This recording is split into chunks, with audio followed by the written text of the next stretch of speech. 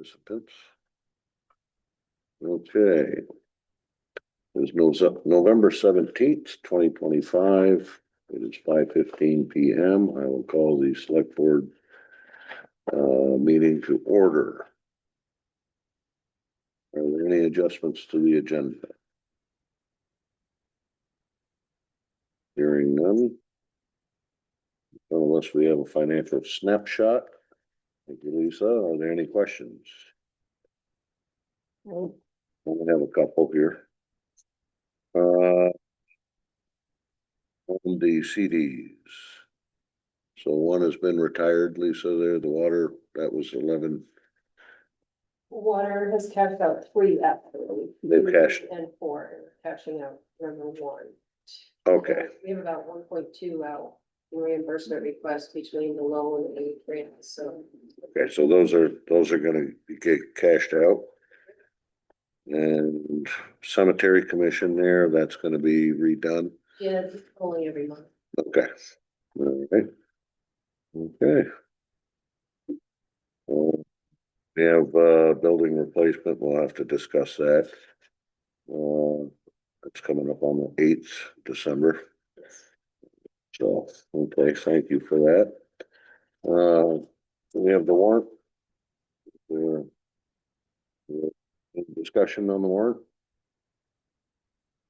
I'll make a motion to approve the warrant. I will second.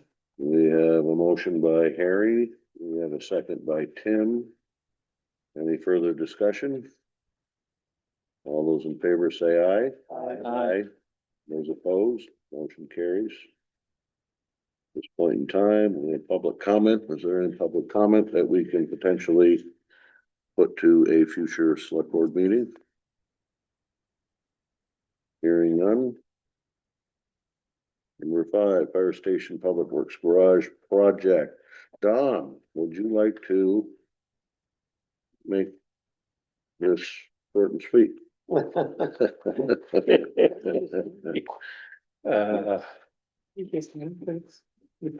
So weeks ago, the plans for the project were set out to were posted on the website. Oh, I want to have a copy of this. I have. Welcome to this. Posted on the website of AES.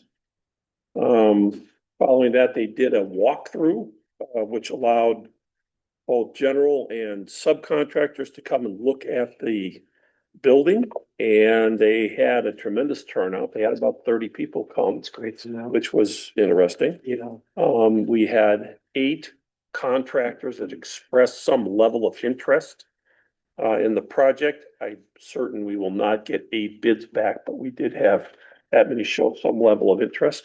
Matt Reed, our architect,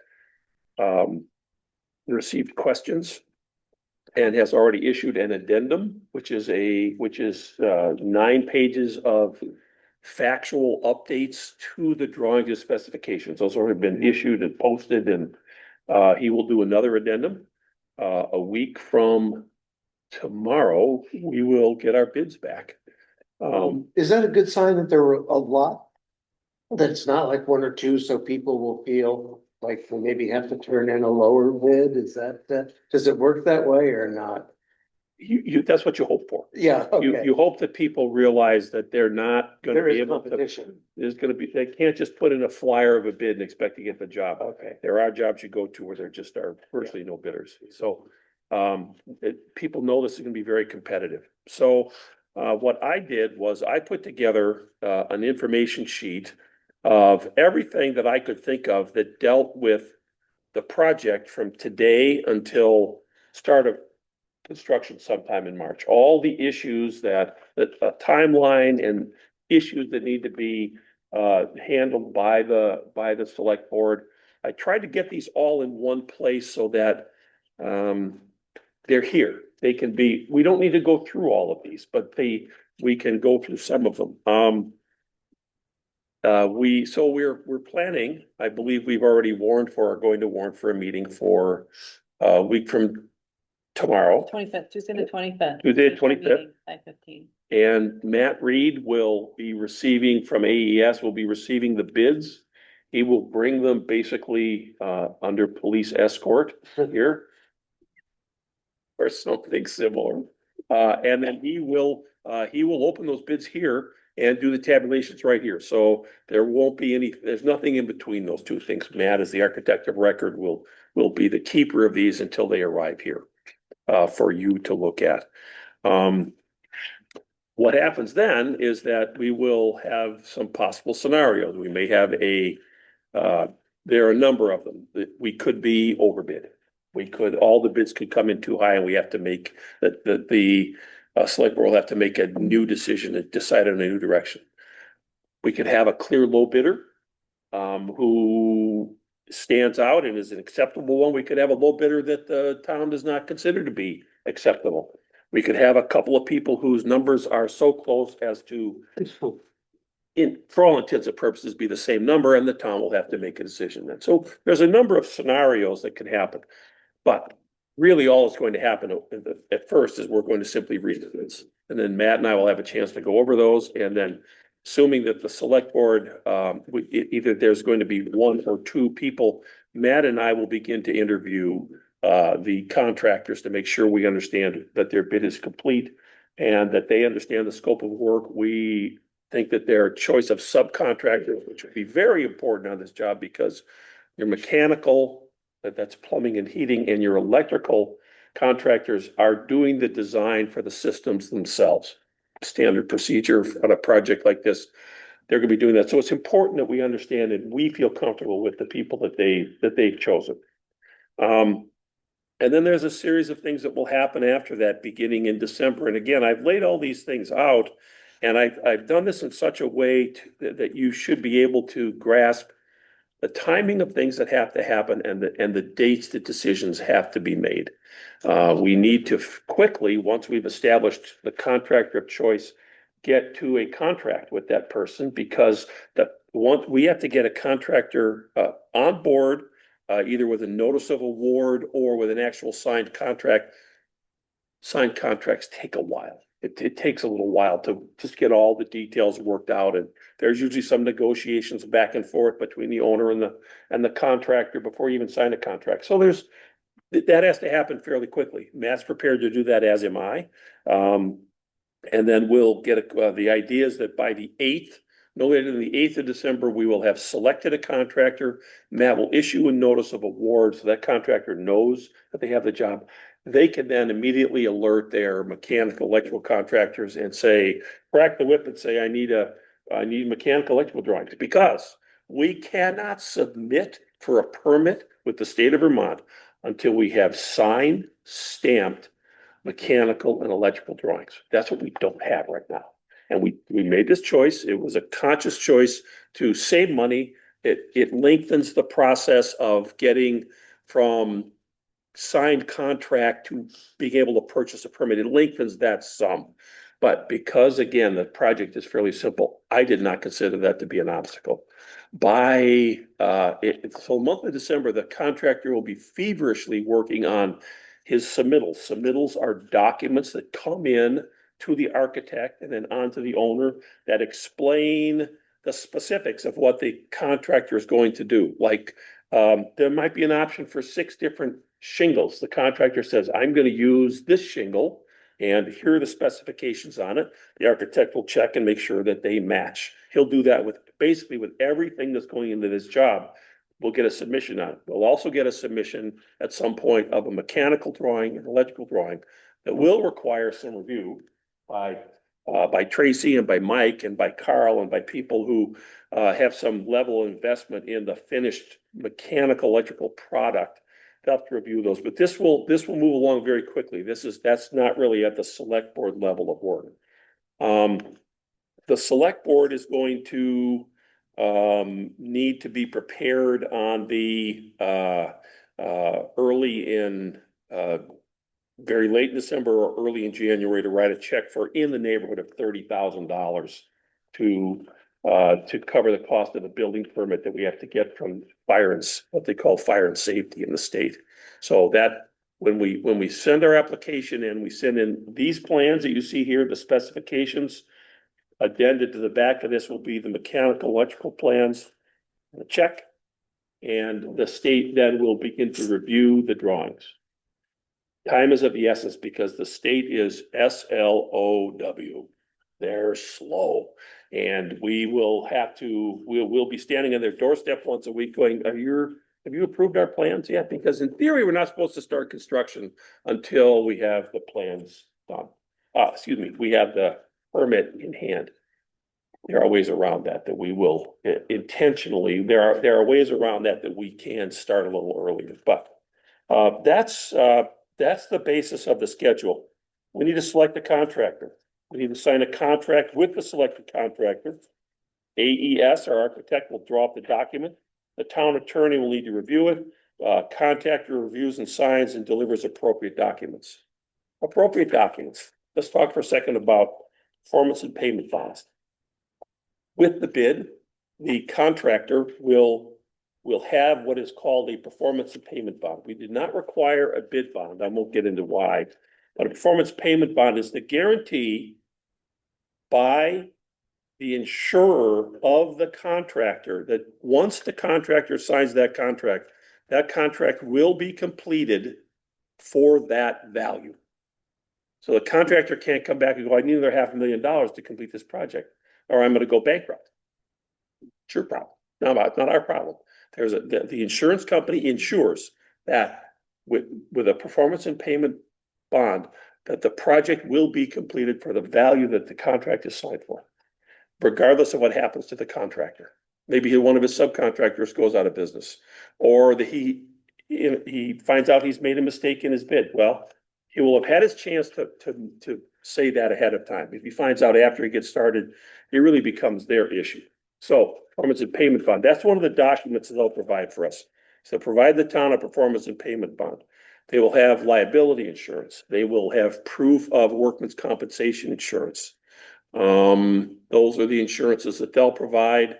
They will also provide us with an in-depth schedule that Matt and I will both spend quite a bit of time looking at to make sure that we're confident that they can make the deadline that we've laid out.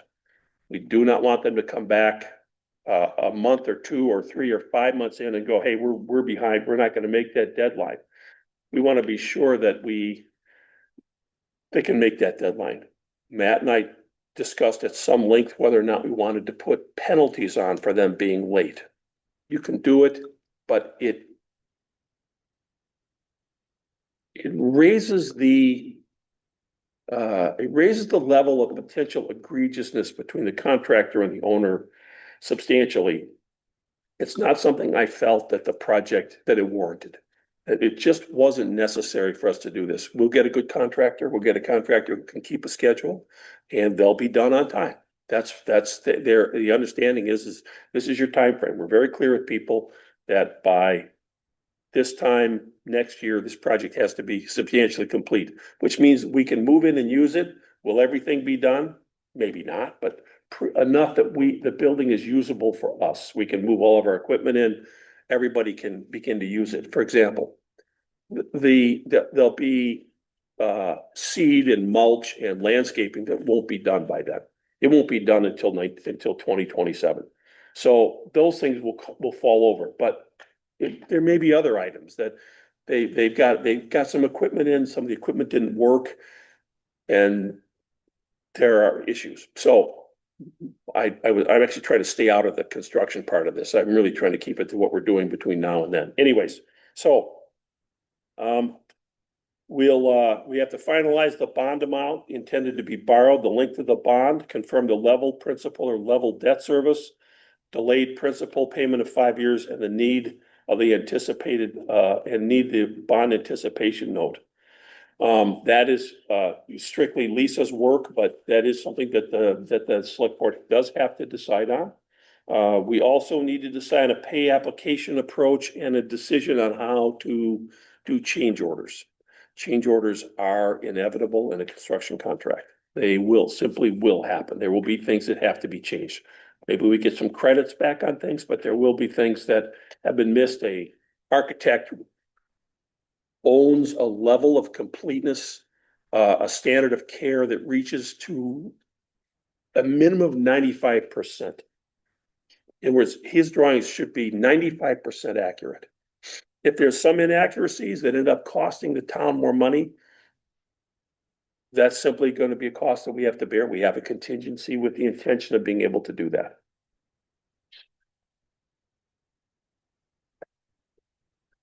But we need a procedure. The town needs to decide on a procedure to pay the bills and to deal with change orders. The town also needs to hire a clerk of the works. Well, there's no real rush on this, but we want to hire a clerk, I think, probably no later than the middle of January to give that clerk time to really become acclimatized to the project. The next 3 months are us getting ready to start the construction project. When the construction project begins, there are some changes both in how the consultants work, both the architect and the engineer and me, and the clerk of the work becomes the person who is day in and day out on the job site as the owner's individual eyes and ears. I am one step removed from that. I become the owner's representative who oversees the work of the clerk, the work of the architect, all those kind of things. I am in a more of an overseer role. I don't have much, the clerk is much more hands-on about what goes on day in and day out on the project. He goes 3 times a week. I'll go twice a month. We need to purchase builder's risk insurance, which Corinne is working on. And we have to pay the construction fee. So, there are certain aspects of the project that come to a conclusion at the time of the bid.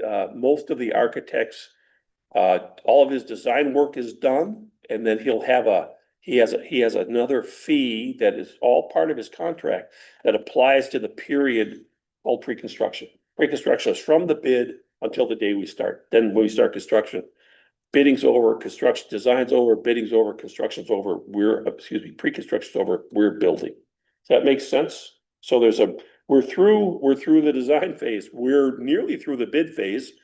By the beginning of March, we'll be through the pre-construction phase, and somewhere around the beginning of March, we're going to start building these 2 buildings.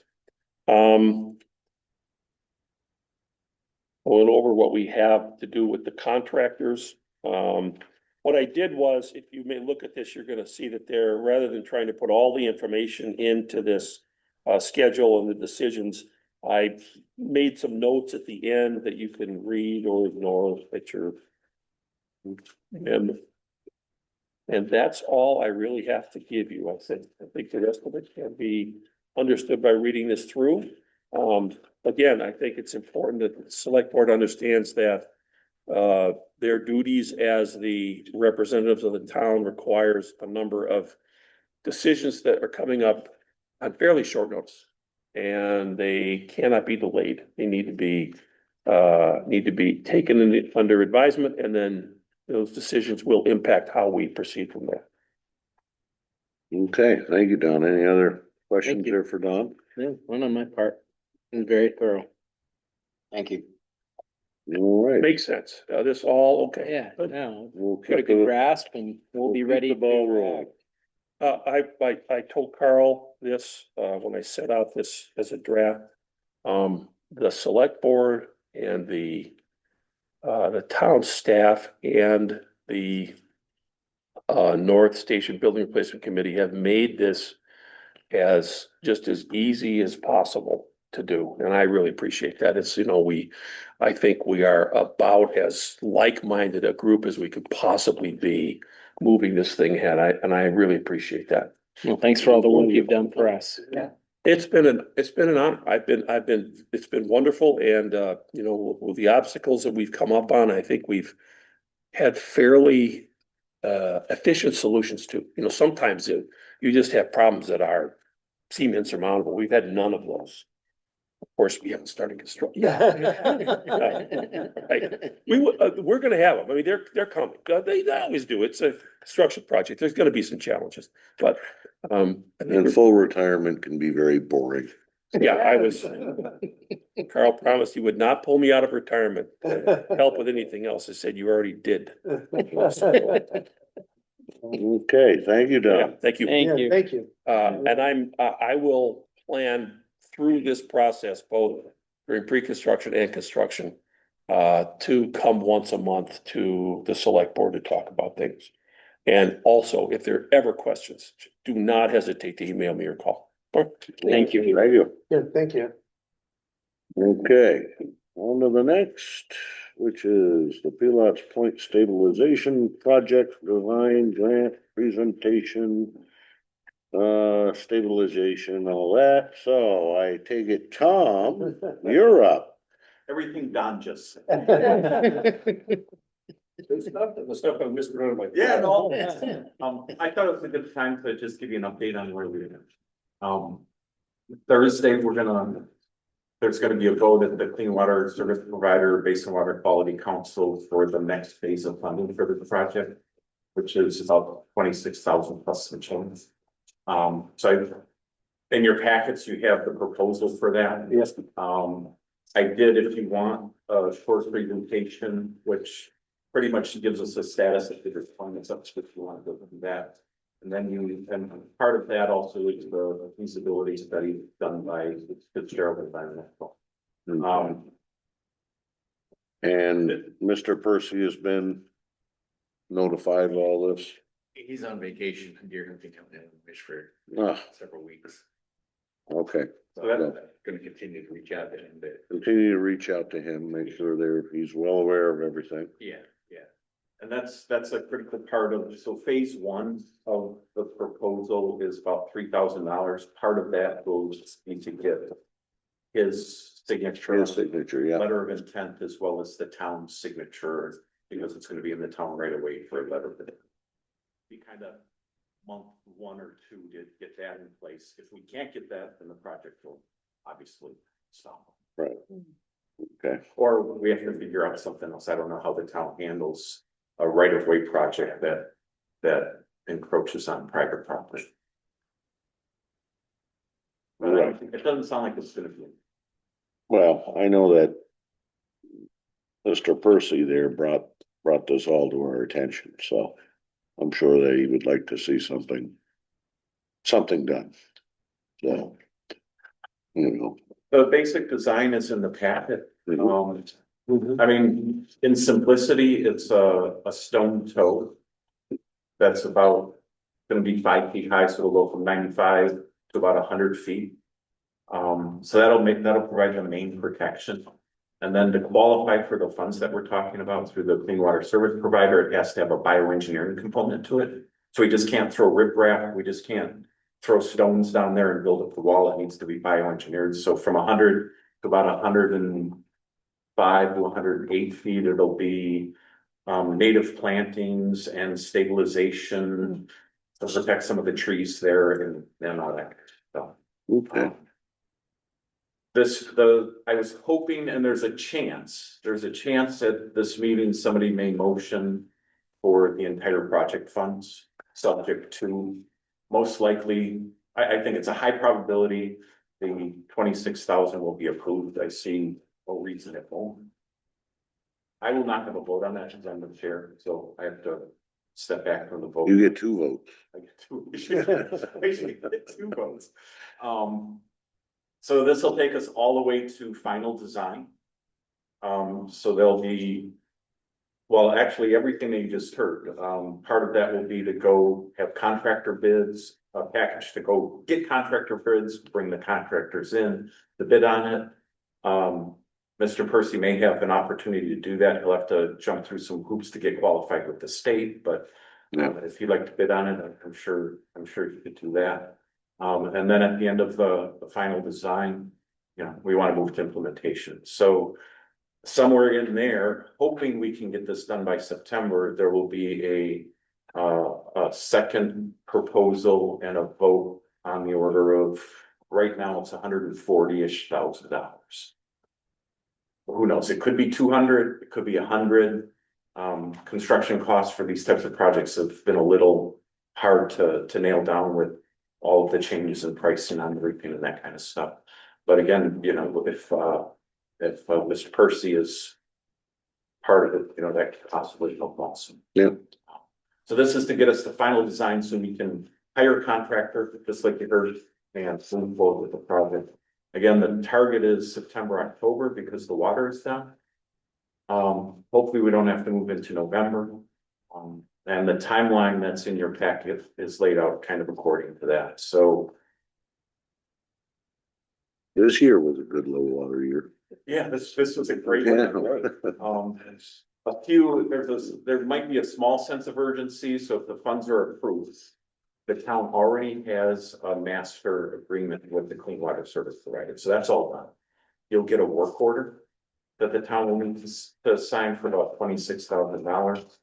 And then hire Fitzgerald Environmental. They should have, if not, I'll make sure Brandon Lacey, you get a proposal from them for that. Because they wanna do the final engineering before the water is too high, they can't get down there. Mhm. And they'd like to do that in December. Yeah. So that, there might be a little bit of a sense of urgency on that. Once Thursday hits, everything should be pretty quick. Dan will get a work order, the proposal from Fitzgerald Environmental, how that gets approved. If we have to come to the next select board meeting, but then Fitzgerald will come out and do the work. And they'll probably, once they get the notice from the QUIS that the project's moving forward, they'll probably just go out and start All working. right. Thank you. Otherwise, yeah, all the information is in the packet, proposal is in the packet. And that's kind of it in a nutshell, but I'm very, very confident Good, that this project's. good. Any other Positive. questions there for Tom? We need actual permission to move forward before anything moves forward. No, in phase one of the proposal, which is again, January-ish, we'll need a signature from him saying, you know, I've reviewed the conceptual designs. And I like where this is going, basically. Or, you know, if, I can't imagine why you wouldn't want it fixed. Yeah. I can kind of sense some people would just want a seawall put up, but then funding won't be available for Right. stuff like that. Okay, But it looks like a pretty robust design. Seems to me that if we don't do something like this, we might need a new road. Yeah, all right, now you get into engineering, and the permits associated with that, and that now negotiating with the DEC. We're right at the point where if we do something now, we can avoid a lot of we're still gonna need permits, but I don't think they'll be as tough to get. And everything is in here, you need to get the permit, right? I mean, you know, Fitzgerald doesn't have to do more, the design is there. Yeah, part of their work will be to coordinate with the permitting agencies, which right now my understanding is the Army Corps of Engineers, because we're below 95. Maybe the town, I'm pretty sure we don't need to worry about wetlands, but definitely shoreland permitting. And then, you know, but obviously they'll want the town to participate in any meetings that are there. Yeah. And that'll be part of this phase, is to get all of that in line. Permits may not be done until the second. On the front. And I just recall that I do have one more important. In the budget. It was suggested that we don't get too crazy with, you know, how many hours did Lisa put in on this, and Tracy and Corinne. There's a safe harbor of 10% indirect. So that would be applied to the 26,000, so the town will get 2,000 plus and change in the indirect. It's a safe harbor, nobody's gonna audit it unless you want a different indirect and you want to negotiate with the state. And all that kind of stuff, so that number is in there, so, you know, the town will submit the 26,000 plus 10%. And then you can use that, you know, to pay people that have worked on this project and that sort of thing. If you want to account for hours, you know, we can do that, but it just feels like that's an easier route. It's just to do the 10%. okay. Anything else, sir, Tom? All right, thank you very much. Do you want me to go ahead with the vote on Thursday? Yeah. Okay. Go for it. All right, thanks. It's a fun project. Thanks. Yeah, thank you, Tom. On the Public Works, Tracy. Well, thank you, Tom, for doing everything you've done on that. I'm trying to stay involved, but up to speed as much as I get, all of this. Right now, we're just, Can you speak up a little bit? You wanna sit up here just because we wanna make sure everything's recorded. gonna clean and organize for, the prepared move. Whatnot, obviously, we had a little snowstorm last Monday, we had to take care of, but, so that. Business as usual.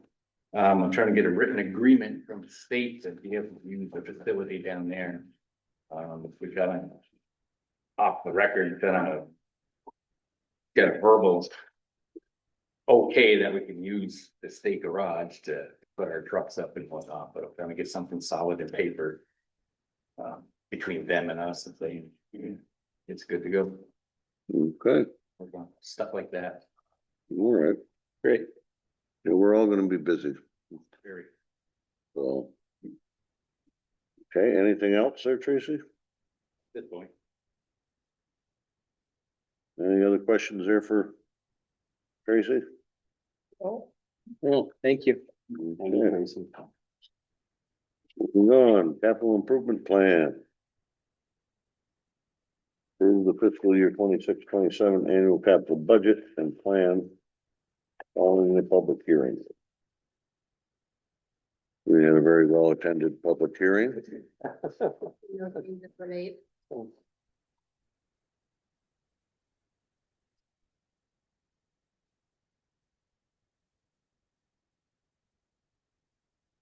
So I will entertain this point in time, I'll entertain a motion there to approve the fiscal year 26-27 annual capital budget. I'll make such a motion. Second. Go ahead, Claire. All right, I'm gonna give that one to Claire. So Harry makes the motion, Claire seconds. Any further discussion? All those in favor say aye. Aye. Aye. Those opposed? Motion carries.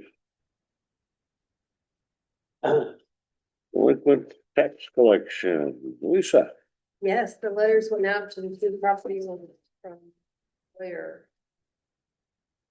And they have delinquent taxes and what their consequences will be, so 88 Maple Bridge and 7 Savage Point North. The two properties. They went out last week. Probably waiting to hear from. Okay.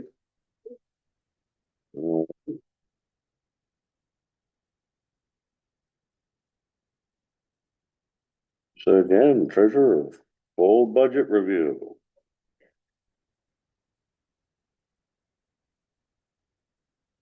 Yeah, the full budget numbers.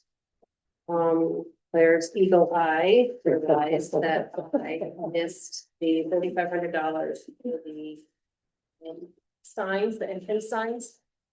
Are you ready? So I added that into the special projects, and here is a new total budget page with the updated numbers, including the 35. like this. I know exactly, you can read it. And so I did a couple of different things last year, or this current fiscal year.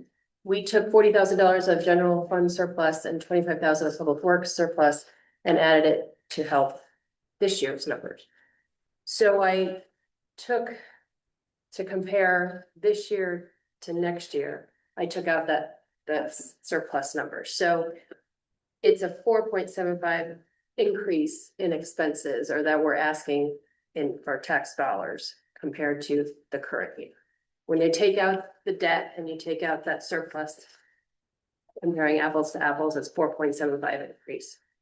So we add back the debt or what we presume to be the, So the debt is at the $4.5 million at the 20-year, and yeah. Then it's like a 43% increase. When you compare it to, and adding the surplus for last year, so.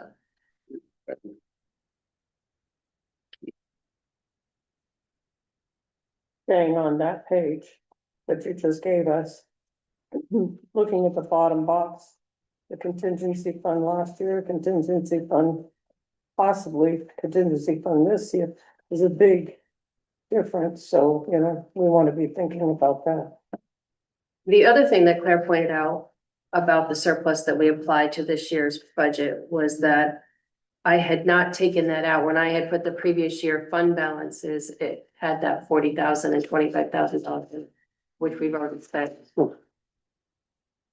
So I backed that out of the previous year fund balance, so.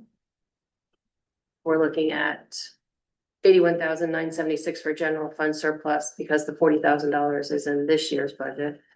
And 207,851 for public works because the 25,000 is in.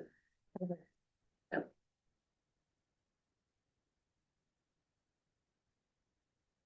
Okay, So that's where it stands. We still are outstanding the sheriff. We haven't heard from the sheriff of what his budget is for next year. We don't have the county taxes yet. We don't have Northwest Solid Waste District, which it's not a big number, or Northwest Regional Planning dues. I think are the only four things. I highlighted them in green, which you probably can't see in your packet, but. I have another question on page 54. I don't know about your budget, page 54, What department? general office Okay, and health insurance. Thought it would go down.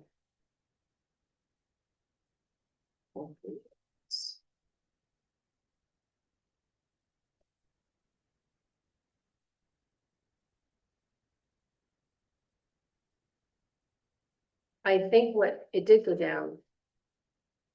So health insurance runs from January 1st to December 31st.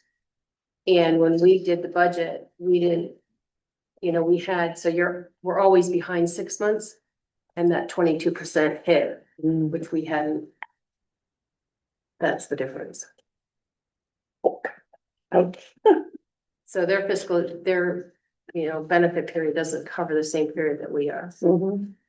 A couple more things that I wanted to say. I attended the library meeting this month after your questions from the last discussion, and the $3,000 that they have in for landscaping expansion around the gazebo, Mhm. that is to take care of the expansion. The expansion is being donated or a grant or something that they're getting to actually install the landscaping. The $3,000 is to keep up the new landscaping, but they also are hoping that the master gardeners are do a lot of it, so. But that's what that $3,000 was for. Under the library landscaping. And can you explain to everyone, looking at starting to look at salaries, how the public works foreman salary has been divided Yes, so with the community when you hall? look at and the other salaries, yep, it looks like Tracy's salary went down. When we did the budget last year, we didn't have Michael yet. And we had put all of the community hall janitorial payroll expenses under the public works assistant. But now that they're actually, Michael's, We did. they're doing it together. Yeah. So, and it's coming out of both of their payroll. So I took $3,500 of Tracy's salary and $3,000 of Michael's salary to make up for the $6,500 that is in the community hall budget for janitorial. Yeah, yeah. So that's why, and last year Tracy's was at full when we budgeted him, was at the full. Cause I think we thought that maybe Michael would do the cleaning himself, so the assistant was the one doing the cleaning, but you guys decided to do it together. That's why that's different.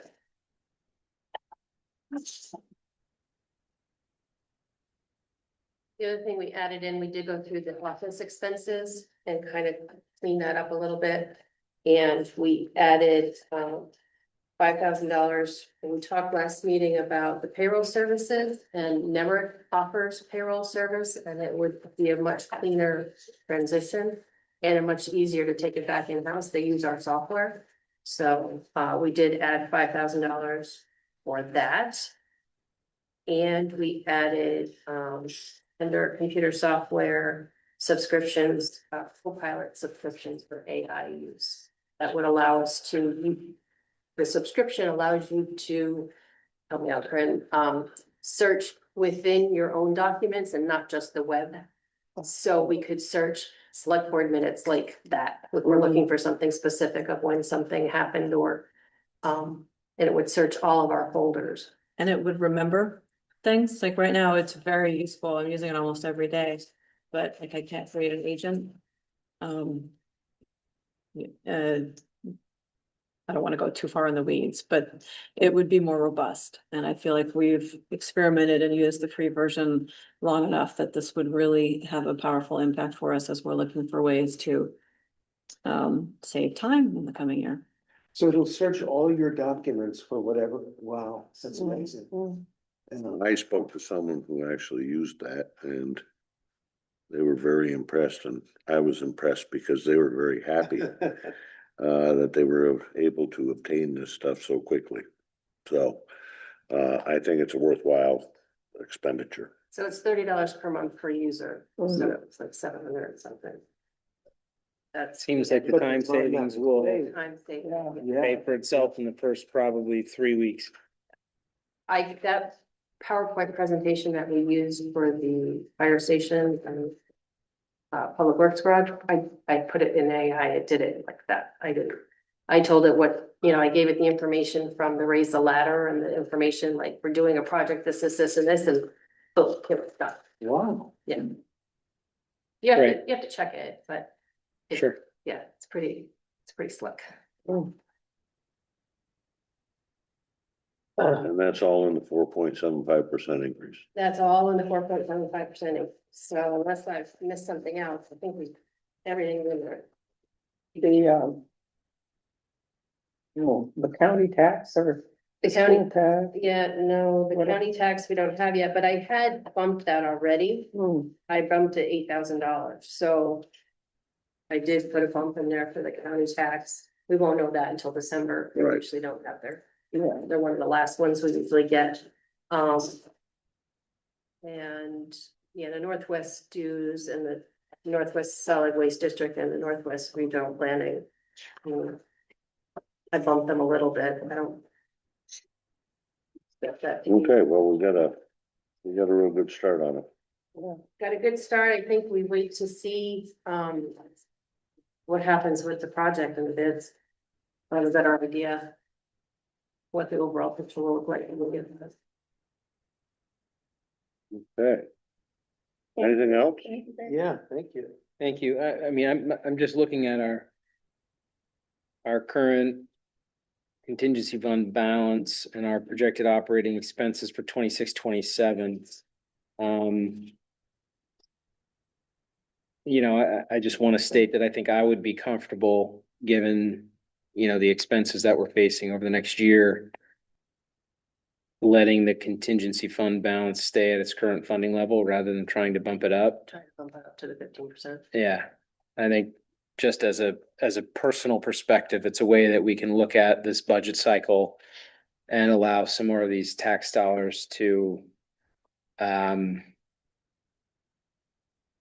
have a positive impact on the overall budget increases, given the expenditures associated with the North Station building project.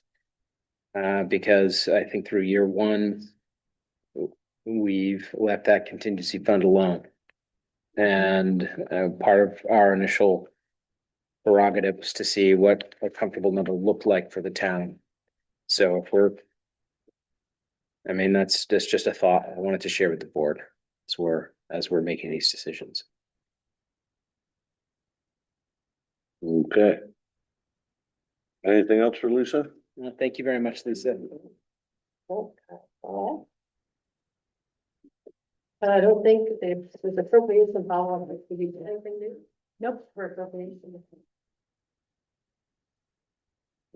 Okay. Thank you, Lisa. In front of us, we have appropriation policy draft. Corinne. So last time we spoke, we discussed, we looked at a template from VLCT. And, you had asked me to further refine what social appropriations meant with an allowance for specifically North Hero entities, even if they're not directly benefiting a social service.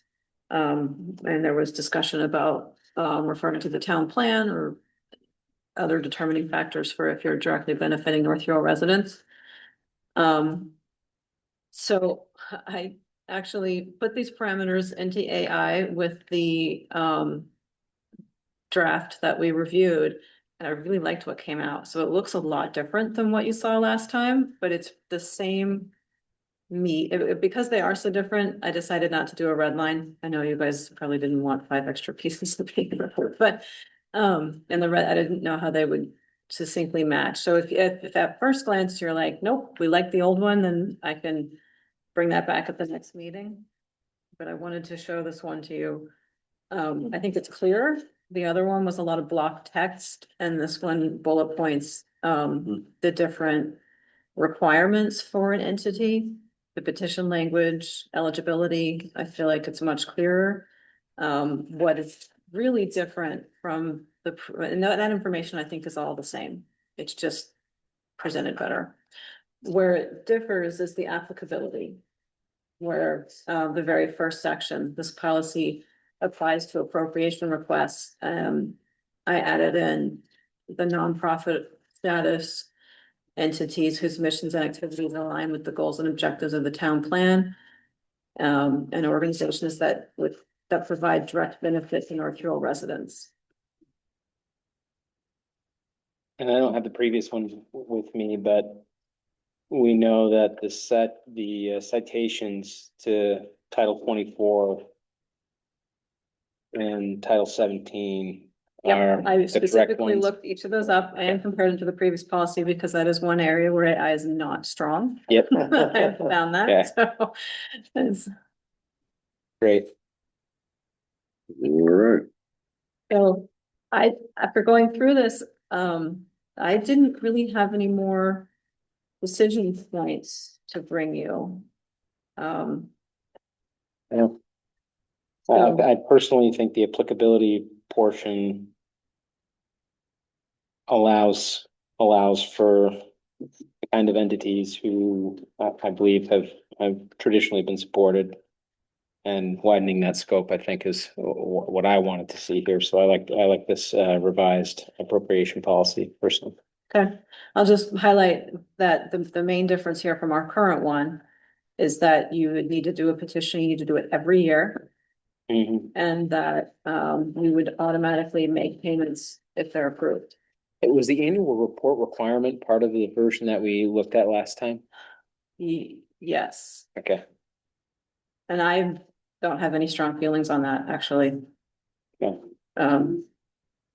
We pay for printing, our printing contract is per page. So. Of course, it's one half dozen the other. If you're giving an organization money, it makes sense that you would want some type of report of what they're doing with it. Mhm. I mean, it's how traditionally grant funding is handled. Yeah.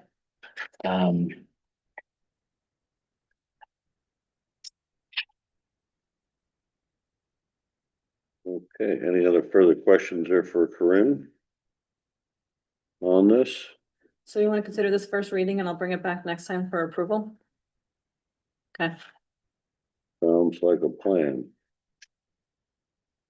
We'll bring that to the December 1st meeting. Right? Yes. All right, personnel policy revision.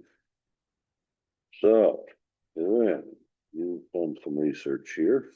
So, filling out the documentation for transitioning to MVP, one of the, inputs that I had to give was our waiting period for when health benefits kick in if you're a new employee.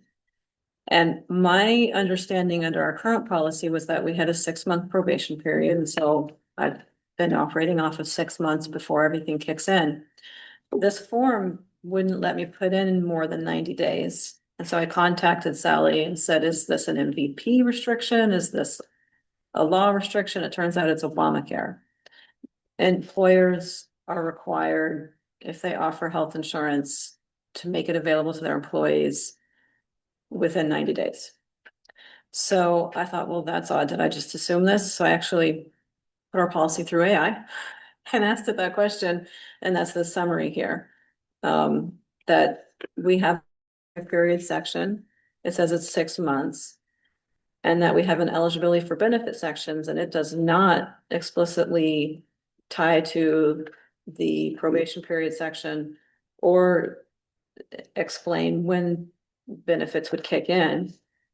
And same thing with the attachment on health insurance. It basically says, okay, this says what employees will get, but not when. And AI concludes that I should have been reading this policy, that benefits, if you are full-time, would start on your hire date. That's an interpretation. But I thought we should clarify that. Especially, so the next document is a revision of the health benefit attachment that currently goes with our personnel policy. And what this says is that the probationary period will be what is described in section 4. So the way this draft reads, if we approve this draft, is that we would need to update section 4 to meet the legal requirement of 90 days. I think that's the cleanest way to do it after having walked through this, from how these two documents tie together and don't meet the intent of what I remember in discussion. I think this would be the easiest to read. But I'm not necessarily suggesting that we reduce the overall probationary period. If you all would still like there to be a 6-month probationary period from just a general employment perspective. The town has the authority to just, review with you at 6 months and decide whether or not your employment continues.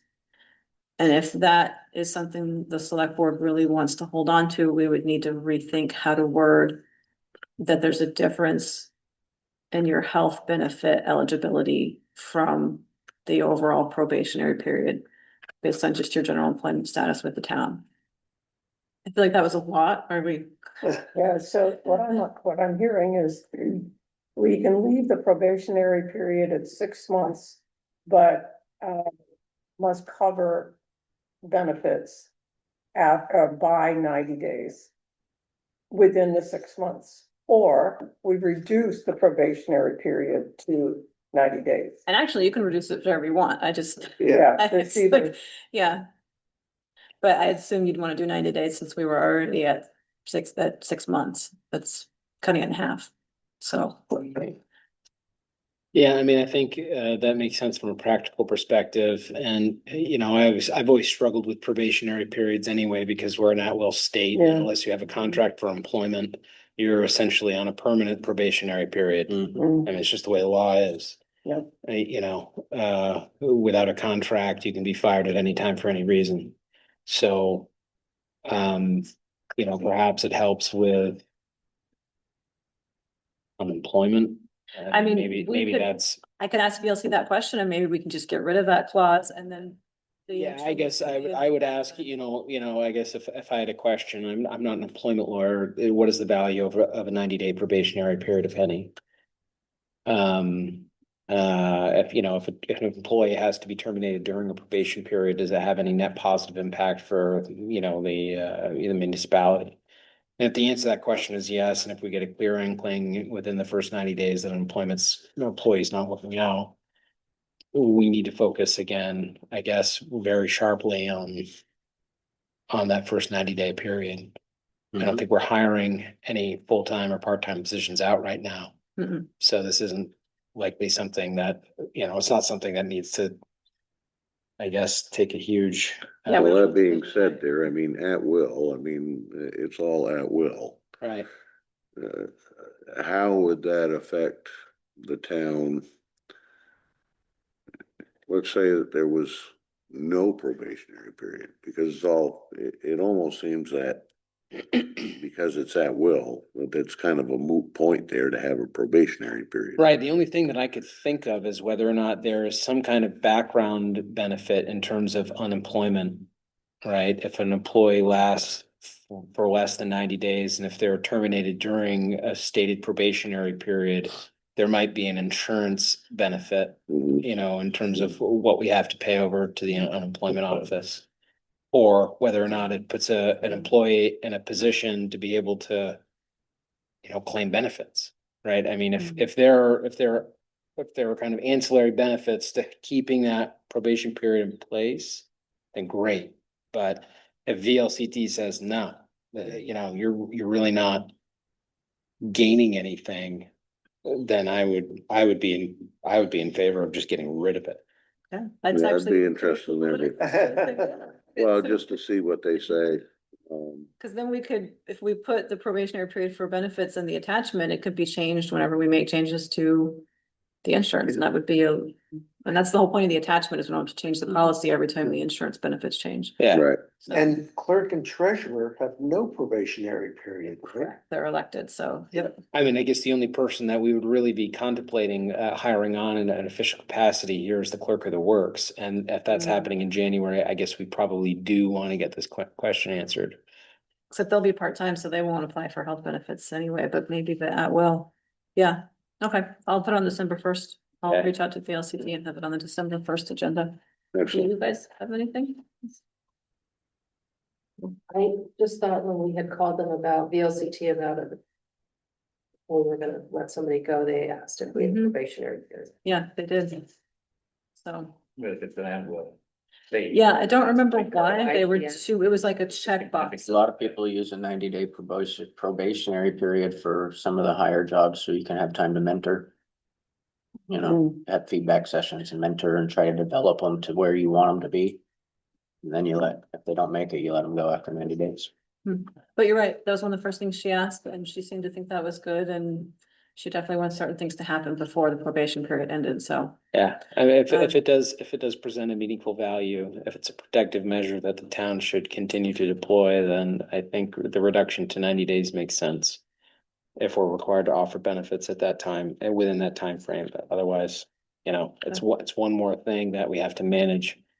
Yep. From, in someone's personnel file. It's another meeting that everyone has to schedule in and make sure that we're documenting that, they're very satisfied, at least their initial probationary period.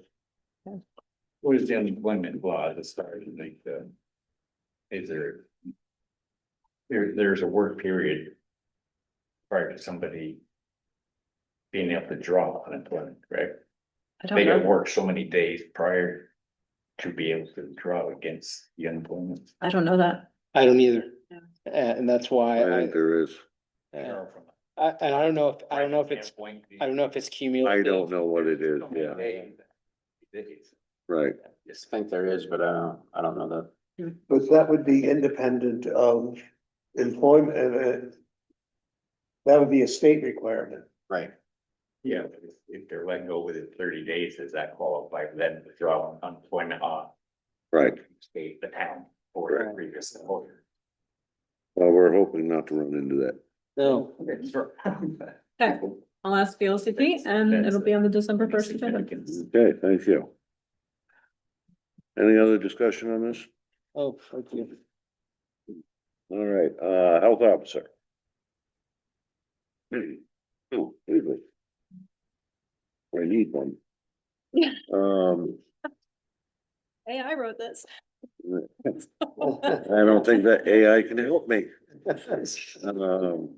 All right, so Corinne has provided this as far as what we're looking for. We have reached out